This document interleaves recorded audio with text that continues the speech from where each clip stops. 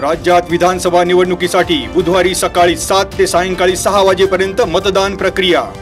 खेड आळंदी विधानसभा मतदारसंघात 389 केंद्रांवर होणार मतदान। खेड तालुक्यात 5 नाविन्यपूर्ण मतदान केंद्रांची निर्मिती। आमदार दिलीप मोहिते, बाबाजी काळे यांच्यासह 13 उमेदवार आखाड्यात। खेड आळंदी विधानसभा मतदारसंघात 3,76,623 मतदार।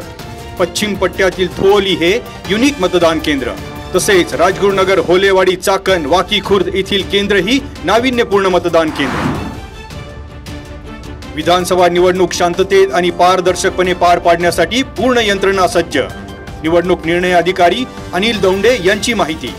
दिव्यांग 45 आणि 85 वर्षावरील 75 ज्येष्ठ नागरिकांना गृह मतदान सुविधेचा मिळाला लाभ। गावठी दारू विक्री करणाऱ्या महिलेवर कारवाई। पिंपरी चिंचवड गुन्हे शाखा युनिट 3च्या पथकाकडून धडक मोहीम। धानोरे गावच्या हद्दीतील SK ग्रुप कंपनी शेजारील मोकळ्या जागेमध्ये दारू विक्री करताना महिला सापडली। चाकण पोलीस ठाण्याच्या हद्दीतही अवैध दारूचा साठा।